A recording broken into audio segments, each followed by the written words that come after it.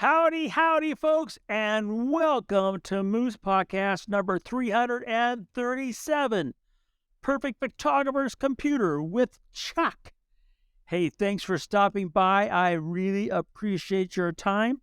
And this very special podcast is in thought of that time. And to be honest with you, answering a lot of questions that come my way that I am not the expert to be asking, but I happen to know one. So, thanks for coming by. Also want to thank my good friend of Bedford's Camera, Bedfords.com. Man, they are cranking up the education. Like I mentioned a few times, on the 27th, I'll be at their Fayetteville store there in Arkansas. We're talking aviation, baby. Yep, wheels down, props turning. We are going to do the afterburners. Have a great time. Come on by. They've got a whole lot of other great stuff going on. I saw they have an event coming up in May with my dear friend Dixie Dixon. And, besides that, did you know that Bedford's actually sells camera gear? Yeah, they sell a lot. They have a huge inventory, all their stores, great service and knowledge. And of course, mention the old Moose-a-roo there at the end. You'll see 5% taken off when you check out. So, Bedfords.com. Thank you very much for sponsoring the Moose Podcast and helping us photographers do our thing. Well, let's get right into this episode. Perfect Photographer's Computer with Chuck. Now, Chuck is a dear friend of mine. He is an amazing photographer. Shot with him, been very fortunate to shoot with him many times. He does some of the things that I do, and he does some fashion and headshot stuff as well. He's based there on the East Coast. He has all that fun fashion and high-rise and modern stuff compared to us little mountain boys here in Montana. But let me tell you about Chuck. Chuck has saved me a boatload of time, which is really important. He has saved me a lot of money, and he has saved my bacon. So, without further ado, I want to make sure that you guys get to meet Chuck. Hey, Chuck. Hi, Moose. Thanks for that introduction. You really paint a picture that's way better than it looks. Now, that's the first thing you'll learn about Chuck. Besides being just incredibly generous with his time, he's incredibly humble. He is, I've seen his images. He does great stuff. So all of it is true. Don't listen to him. At least about that part. Hey, Chuck. So here's the thing. As you know, we go back and forth, you and I, about all sorts of things, technology, because that you are so brilliant with this stuff, and you have helped not only myself, but many of our friends and people I send to you that are in dire needs. And I know you have words of wisdom, great sage advice, and I wanted to talk to people about a computer for your basic kind of Photoshop, Lightroom, Adobe Camera Raw, Premiere, Audition, Photo Mechanic kind of stuff. So my first thing, I put it on the table. I just set up this week a complete clean install of a brand new Mac 16-inch Pro Max, and I got the 96 RAM. I got the 32 core. I got a 2 terabyte drive, and it just screams and it goes great. But looking at the web, I see all these minimums or recommendations, which I want you to talk about because they confuse me. I'm sure they confuse others. For example, let's talk about that RAM thing. There's all these words of wisdom about Intel and AMD and Apple's M2. What's the story, man? What's going to get us down that road the best? Well, I think largely depends on the type of things that you want to manage on the road. So personally, I carry with me a MacBook Pro M1 13-inch, and it's got 16 gigs of RAM in it. I don't put too much storage in the actual laptop. I rely on the external storage for that when I travel. And you'll be amazed with the Apple M1 with 16 gigs of RAM, how much you can accomplish.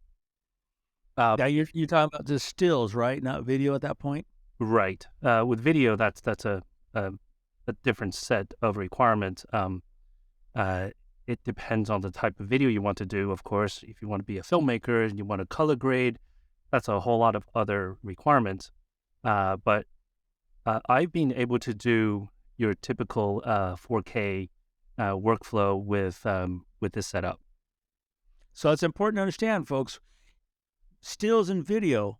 If you're not going to do video, you might not have to spend that kind of money to do the still stuff. Important lesson that Chuck instilled in me long ago, and it saved me a lot of money. Okay, so Intel M2, all those different processors. Is there a plus, a minus? Does it make a difference? Is it just hype on the web? What is it? Well, if you're in the Apple ecosystem, fortunately, you will have the option with either M1 and M2. They both very capable. And when I first got my M1, I was quite impressed at the immediate improvement that I saw with my actual work. Now, as they do more with software upgrade, company like Adobe being able to take advantage of what's in the M1, you would be able to see more benefits from that. At some point, you're going to start feeling that this is just normal, and we like that, right? Now, if you're on a PC front, you're kind of stuck with Intel and AMD. Um, to me, the AMD seems to have a little bit of edge nowadays, but for most people, they probably won't see any difference. So, if I understood you correctly, Adobe is, in a way, kind of fine tuning, and please correct any of my words as I select them here, kind of fine tuning their product to take advantage of what the M1 and M2 are capable of doing. Yeah, when the M1 first came out, that wasn't the case, or at least not as much. But now that M1 and M2 have been out for quite some time, Adobe has continued to refine their product. Now, I don't have any inside knowledge, as I'm just a regular user. So the only thing I can speak to is my experience on a day-to-day use. So that the end result is you're going to see a faster, cleaner performance with Adobe with the M1, M2 chip. Yeah, you find that the computer is more responsive. The apps are more responsive, so you don't think as much, or you don't wait as much. And another thing is you may notice that the fan on your laptop doesn't come on as often. Yeah, that's a biggie. I noticed that with my old machine. That fan, it was almost like an air conditioning unit for me. Yeah, I mean, it blew a lot. Okay, now here's something this could be from way back when. It could be, I could be moose totally wrong, but somewhere in the past, I thought I remember someone saying that apps, programs like to use space on our hard drive as much as our RAM to make things work. Is that true, or is that old tech, or? Uh,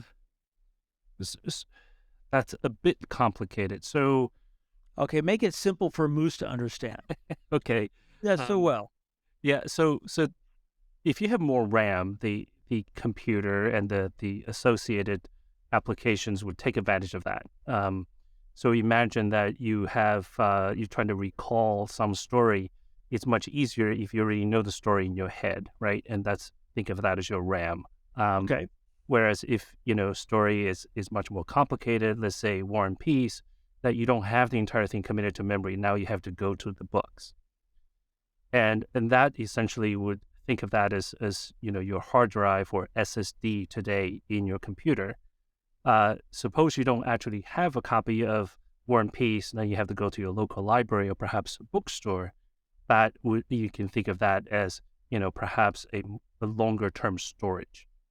The computer nowadays, especially with the Apple, they're being able to take advantage of multiple lanes to access the memory.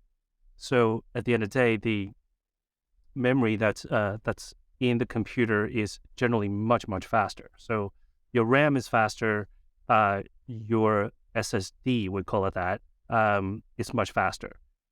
The Okay. external devices, your external, some people call it a hard drive, and in some cases they're still spinning hard drives, or you can use SSDs or the newer versions of these non-volatile memory. They call them NVMe, Right, right, right. and Yep. and those are faster still. Now, with all that, the hard disk, if you will, which is the SSD inside the computer, is still the fastest. Okay. So that brings up, speed. I love speed. I mean, I don't want to be sitting on my computer. That's why, surprising it took me 5 years to upgrade my notebook. But so, all right, I've got the fastest pro grade card I can put in my Z9. And I put that into my computer and I hit ingest. And it just sucks it up. And the Pro Max just sucks that puppy up compared to my Intel MacBook Pro that I just got replaced. Now, is it my imagination or is it actually everything working faster now? The computer is faster because the card didn't change. Yeah, well, the card had changed a little bit too. I'm talking Maybe, about the same card in the other computer. yeah. Oh, I see. So the cards themselves have some circuitry in it as well, so that it has to work in conjunction with your entire pipeline. With a faster computer, obviously, it can process the information that's coming off of your flash memory quicker, right? Right. But also in the Mac, and in some PCs as well, now you have either USB 3 or a Thunderbolt. Um, USB-C and Thunderbolt looks kind of the same nowadays, but Yep. under the hood, Thunderbolt is still faster because it just has a larger pipe for you to get the information through. So, So just so everybody understands, Thunderbolt is faster than USB-C. well, they're keeping pace with each other. Today, yes. Today, Thunderbolt is faster than USB-C. And that's an important to understand today because things are continually changing in this. Yeah, yeah. Okay. So yeah. So okay, now you talked about the pipeline, which is a lesson I learned really the hard way last summer. Me being me, wanting cool looking cables, I went and bought cool looking cables, and I made the big mistake of trying to work quickly in moving files with a power cable rather than a data cable. Can you touch on that for so I don't think I'm the only person who doesn't know there's a difference in cables. No, you're not the only person. In fact, when Thunderbolt first came out, and I thought it was so clever looking at some of these cables, and I was quite shocked at how some manufacturers sold their cables such a higher price compared to the others. So yes, so cables have ratings as well, um, and if your computer can move, let's say 40 gigabits at once, then you want a cable that matches that.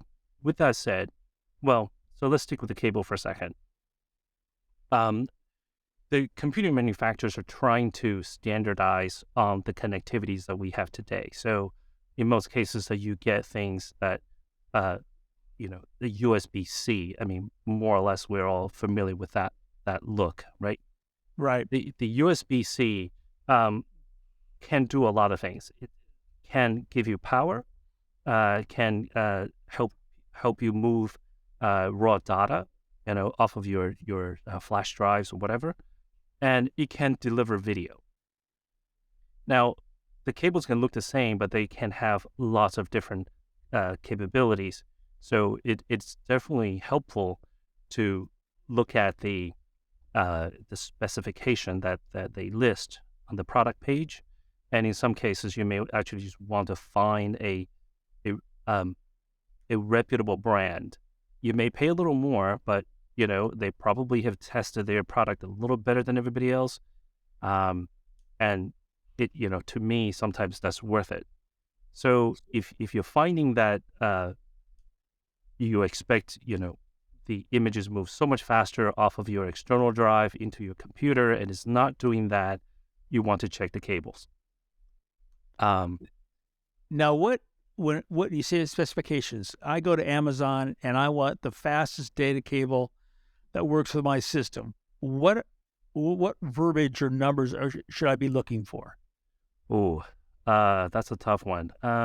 Thank you. I've got some tough ones here ready for you. So hang on.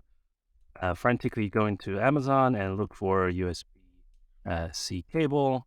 And while you do that, two little pieces of trivia. So, like I mentioned last summer, I was up in Kodiak and I had, like I mentioned, got the fancy looking cables. I always carry extra cables with me because they break, that's just part of it. And I had a good friend of mine who had a Black Magic. It's a free app that you can test speeds with, and put the first cable on his app, and it was like just dog pony slow. I forget the number. It was like 8 or 9 or something like that. And then I grabbed one of my backup cables, which was the black cable that came with my Delkin reader, and boom, I was up to big time numbers. I don't remember exactly, 50, 40, 50, something like that. And wow, I just changed a cable and I was back in business. I was not waiting forever. So I'm dying to find out the exact verbiage and numbers so I don't make that mistake again. Okay. Yeah, lots of alphabets. So we're going to start looking at by looking at the shape of the connectors. Okay. Both end of the cable should look like USB-C or Thunderbolt 3 and 4. They all mean the same thing in terms of the look. Okay. So that's the first thing you want to look at. Then the second thing you want to look at, so let me back up a little bit. The reason that you want them to be the same is if the other side is, the flat rectangular that we've known for quite some time, then you're definitely limiting your transfer speed there. Okay. Understood. So if we want faster, then a couple of things we want to look at. They would tell you something, some number followed by something GB/S. So okay. The fastest on the market right now that I'm aware of is 40 GB/S. Okay.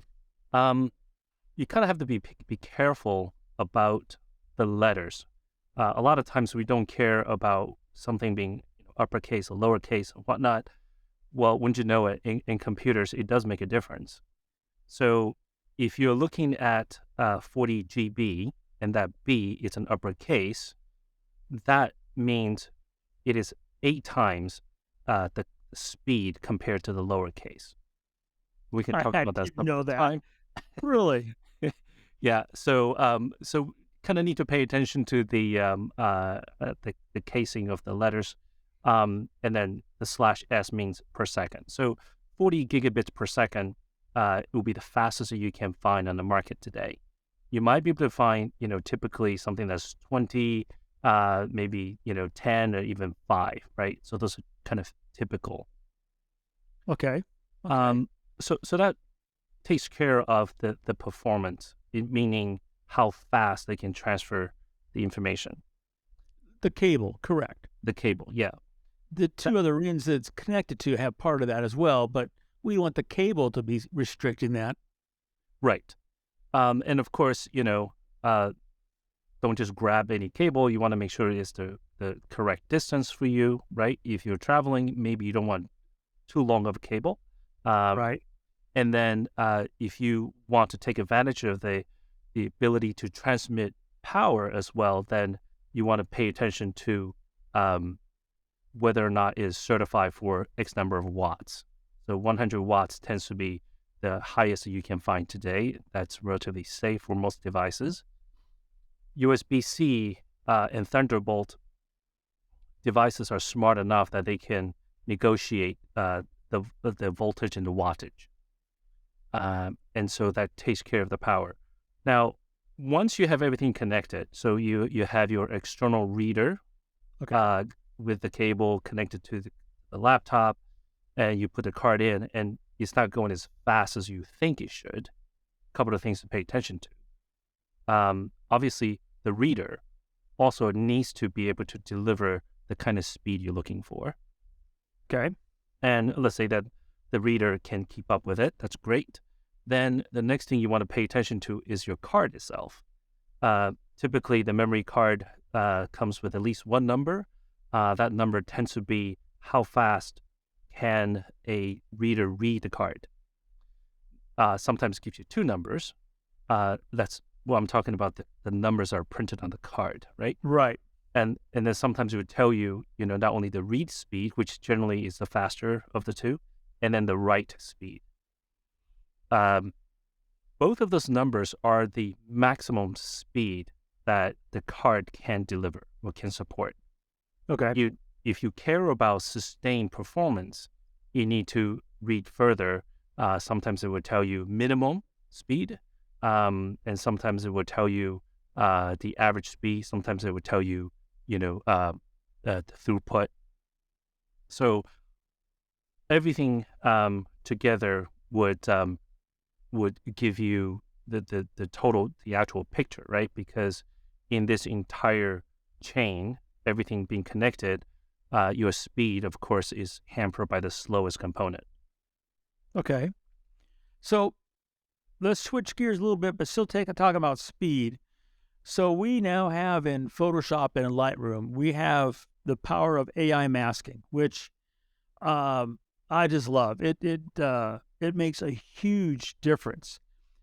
And talking about speed still, you know how I like to select 5 or 10 images at one time and finish them all basically the same, and that includes the mask. So when you do a Command S to select all the nefs that you have open Adobe Camera Raw, and then you go Option S and you say sync them, it's going to sync the 9 images to the 10th one with its masking and apply it all. And a box will come up and it'll say AI is syncing. It's going to take X amount of time. You know what I'm talking about? Yep. So gigabytes and size of my SSD, is that going to make that process faster or slower or not even affect it?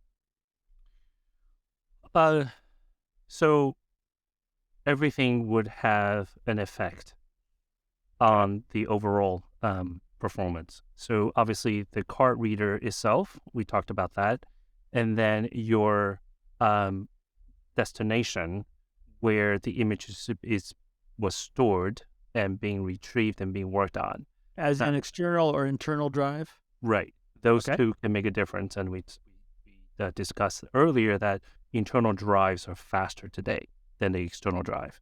Right. And then the amount of RAM you have, it helps the processing to go faster. So the more RAM you have, the more advantageous you would be.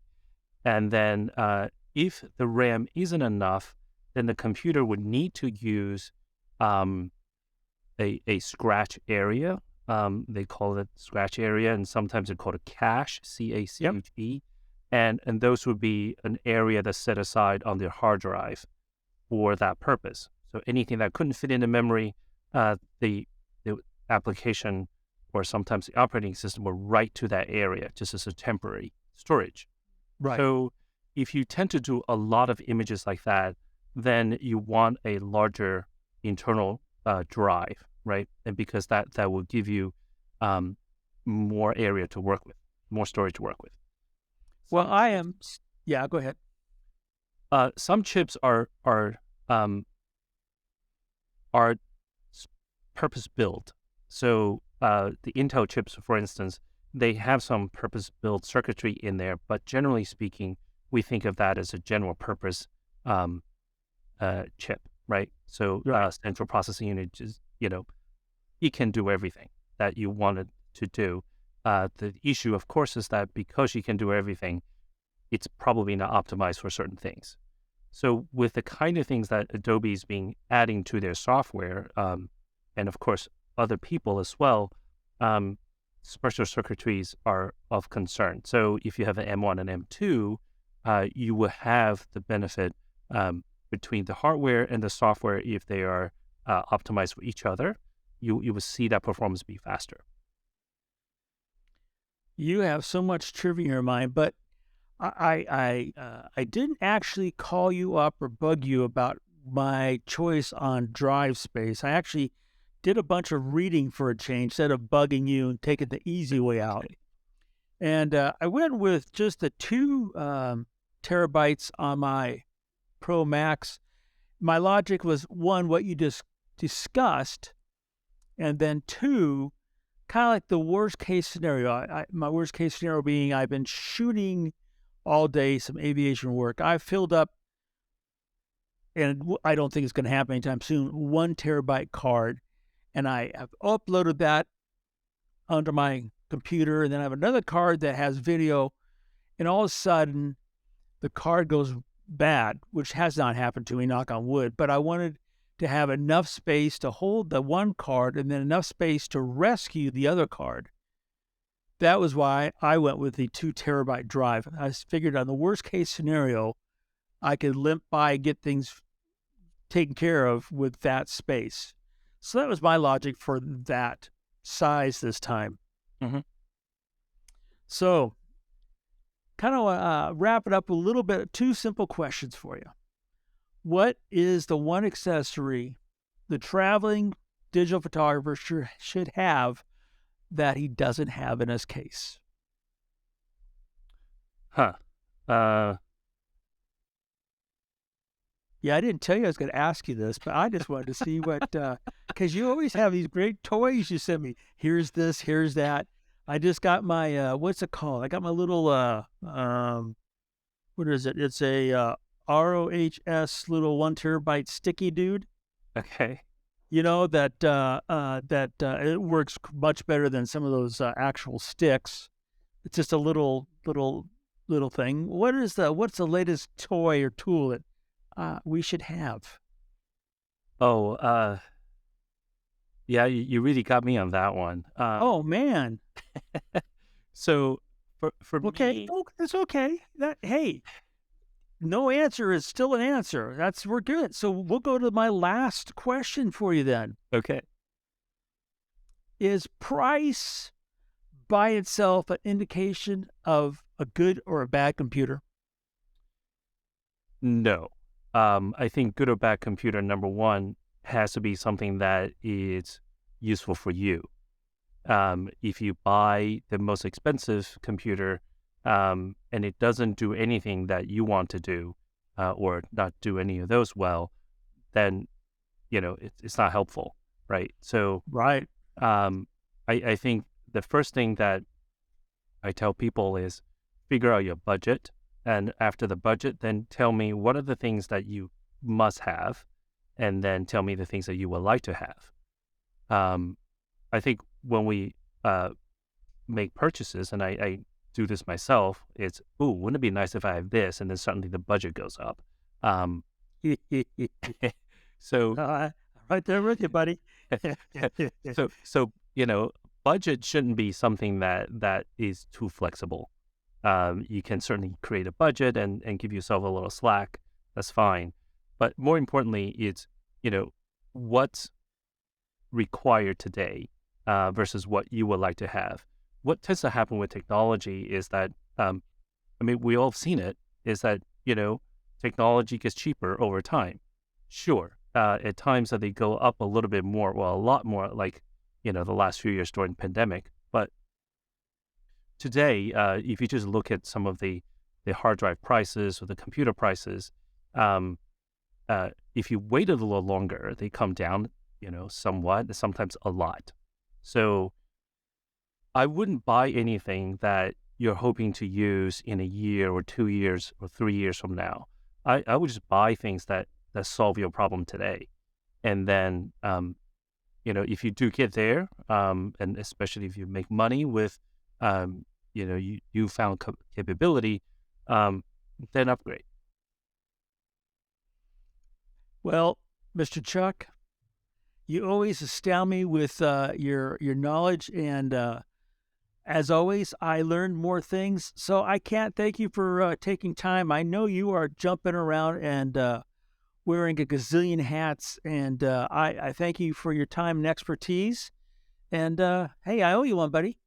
Well, thanks, Moose, for having me. I had great fun. And so at this point, folks, I want to tell you that if it sounds a little differently, the podcast has a different sound.